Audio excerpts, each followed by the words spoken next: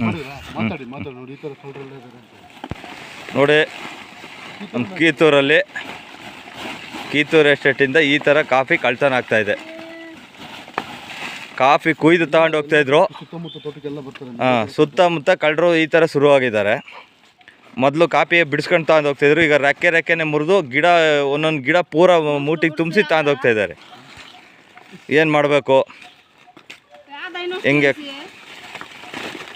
ಒಂದು ಗಿಡ ಫುಲ್ಲು ಮುರಿದು ತುಂಬಿಸಿದ್ದಾರೆ. ಏನು ಮಾಡ್ಬೇಕು ಇವ್ರಿಗೆ? ಈ ಥರ ಕಳ್ಳರಿಗೆ ಏನು ಮಾಡ್ಬೇಕು? ಯಾವ ಥರ ಬುದ್ಧಿ ಕಲಿಸ್ಬೇಕು? ಕೀತೂರು ಎಸ್ಟೇಟು ಸುತ್ತಮುತ್ತ ತೋಟದಲ್ಲಿ ಇದೇ ಥರ ಕಳ್ತನ ಆಗ್ತಾಯಿದೆ.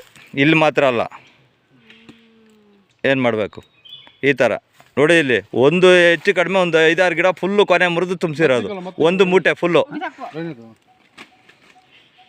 ನಮ್ಮ ಪಕ್ಕದ ತೋಟದಲ್ಲಿ ನೋಡಿ ಇದೇ ಥರ ಸಂಜೆ ಬಂದು ಕಳ್ಳರು ಮುರ್ಕೊಂಡು.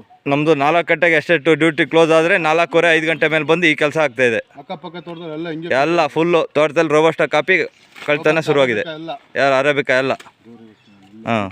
ಇಲ್ಲಿ ಒಳ್ಳೆ ಒಂದು ದೇವರಿದೆ ಉಡ್ಚುಲಮ್ಮ ಅಂತೇಳಿ. ಆ ದೇವರಿಗೆ ಒಂದು ಹಾಕೋಣ ಅಂತ ಇದ್ದೀವಿ ನಾವು. ಇನ್ಯಾವುದು ಕೆಲಸ ಮಾಡಲ್ಲ ಇಲ್ಲಿ. ಕಳ್ಳರು ಸಿಕ್ಕಿರಿ ನೋಡಿ, ಬುದ್ಧಿ ಕಲಿಸ್ಬೇಕು ಚೆನ್ನಾಗಿ.